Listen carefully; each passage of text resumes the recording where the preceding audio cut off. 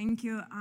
Director Dettelbach, I wanted to follow up on something that Representative Massey was asking you about January 6th pipe bomb investigations. It's over 3 years since it happened. What are you still investigating? We are not the lead investigative agency. It's the FBI. My understanding is from public really reported there's been over 1,000 interviews conducted. They're investigating the incident. But it seems like it's like you have a roadmap and FBI not to answer questions. Everyone came here and every question we ask, everything under investigation. It's very clever. You guys brilliant not to answer Congress because everything under investigation.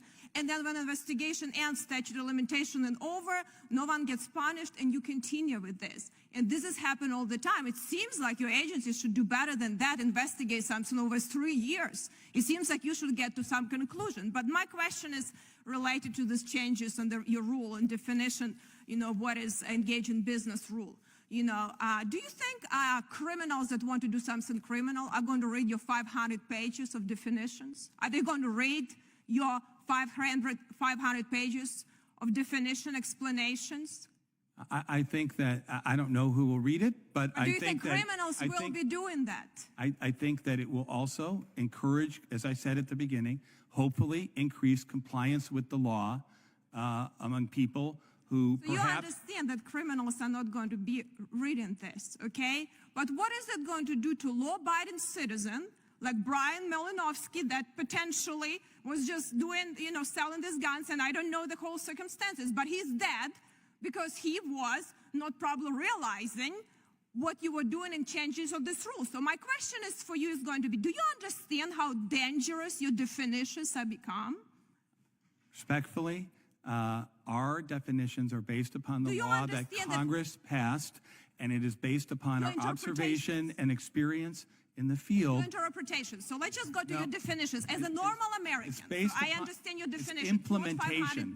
It's implementing Congress's law. Okay, how are you going to implement? I want to understand. I am a gun owner, and I'm going to decide occasionally, say, guys, occasionally I can do maybe 100 times, maybe 5 times. You know what? I am not engaged predominantly a profit. That I don't even have time to do a profit. So at which point, as a regular American citizen, so I understand that you are not going to show up, cut off my electricity, show up to my house, and try to storm the house with a bunch of people that you don't even realize what's going on. So I can be in a situation like a lot of other Americans that not even realize that now you're redefining who the dealer is. So I want to get understanding.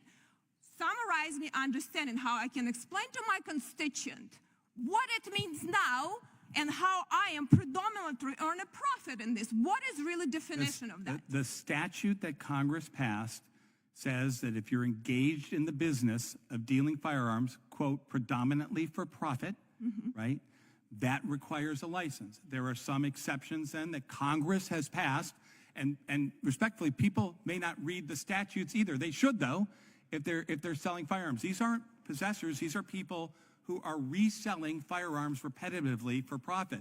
And I don't think it's too much to ask for somebody who is selling firearms repetitively for profit. So what is repetitively means? What is occasional repetitively? If I decide, I have lots of guns and I decided to, I want to replace with something else. I have 50 guns I'm going to sell this year. You just decide that I'm for profit. I don't know, maybe they will be for profit. Definitely no one, was going to sell it at a loss, right?